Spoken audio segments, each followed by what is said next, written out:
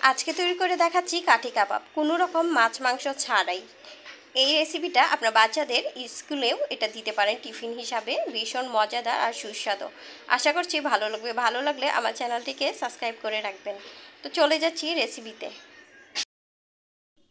Hello everyone, আসসালামু আলাইকুম। আপনারা দেখছেন অনিস কিচেন থেকে। আজকের পর্বে তৈরি করে দেখাচ্ছি কাঠি কাবাব। কাঠি কাবাব তৈরি করার জন্য প্রথমে একটি আলু আর ডিম সিদ্ধ করে চুলে নিয়েছি।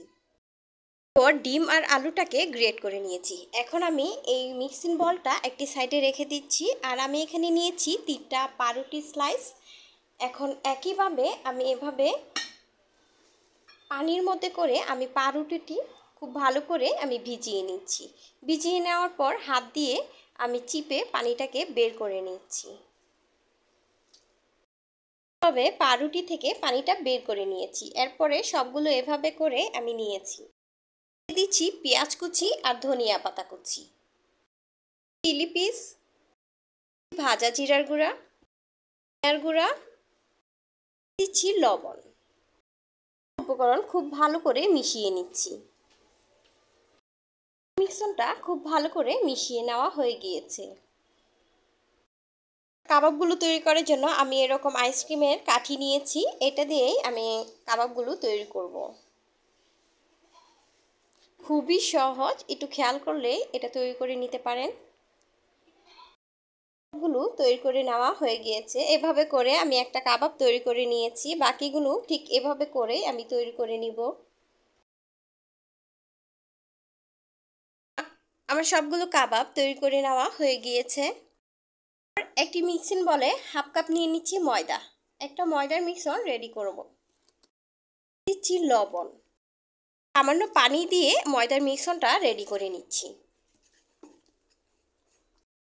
মিশ্রণটা ঠিক এরকম ঘনত্ব হতে হবে, এর থেকে পাতলা করা যাবে না। একটা কাঠি কাবাব নিয়ে আমি ডিপ করে নিচ্ছি।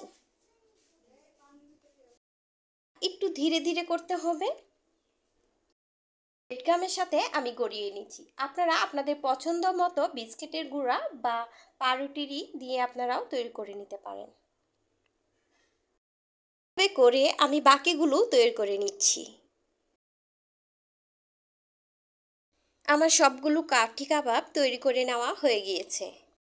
এই কাবাবগুলো ভাজার জন্য বেশ কিছু তেল আমি গরম করে নিয়েছি আগে থেকেই। এরপরে আমি কাবাবগুলো দিয়ে দিচ্ছি। কাবাব দিয়ে দেওয়ার পর মাঝারি আঁচে কাবাবগুলো ভেজে নিব। যখন এরকম একটি কালার আসবে তখন তেল ঝরিয়ে উঠিয়ে নিতে হবে। আমার সবগুলো কাবাব তৈরি করে নেওয়া হয়ে গিয়েছে। এখন গরম গরম পরিবেশন করতে পারেন সসের সঙ্গে। বাচ্চারা ভীষণ পছন্দ করবে। আশা করছি আজকের রেসিপি আপনাদের ভালো লেগেছে। তো আজকে এখানেই বিদায় নিচ্ছি। সবাই ভালো থাকবেন, সুস্থ থাকবেন। আল্লাহ হাফেজ।